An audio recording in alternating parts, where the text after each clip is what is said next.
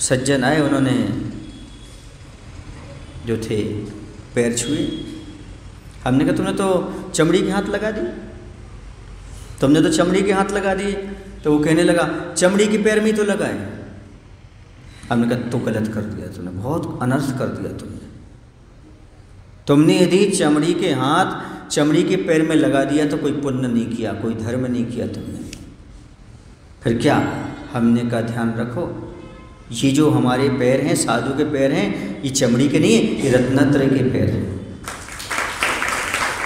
और आपके हाथ भी चमड़ी के नहीं हैं, आपके हाथ आस्था और श्रद्धा के हाथ हैं।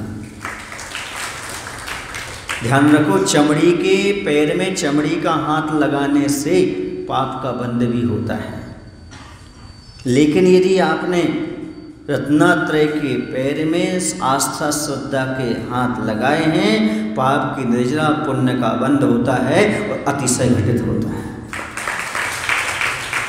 इसलिए अभी आप कभी चमड़ी के पैर में हाथ नहीं लगाना और चमड़ी का हाथ नहीं लगाना। जब मुनि के चरण छुओ तो क्या? ये रत्नात्रय के पैर हैं और हमारे आस्था श्रद्धा के हाथ हैं। अब चमत्कार घटित हो रहा है। क्या घटित हो रहा है? चमत्कार। ऐसी भाव करोगे तभी सही चरण छूने का आनंद है। ये भाव रखो उस समय, ये भाव मत रखो कि किसके हैं, चमड़ी के हैं। क्यों? क्योंकि वहाँ पर हमारी दृष्टि रत्नात्रय की ओर जाना चाहिए। इस तो बहुत से लोगों के चरण हैं, सबके क्यों नहीं पखाड़ रहे? सबके चमड़ी के, ये चमड़ी के नहीं है। हाँ, ये रत्नात्रय की, इसलिए तो जो कुछ चीज़ है उनकी, कफ है, उनके स्पर्श से हवा है, वो रोगों को दूर करती है। क्यों करती है? क्योंकि ये रत्नात्रय से पवित्र हो चुका है।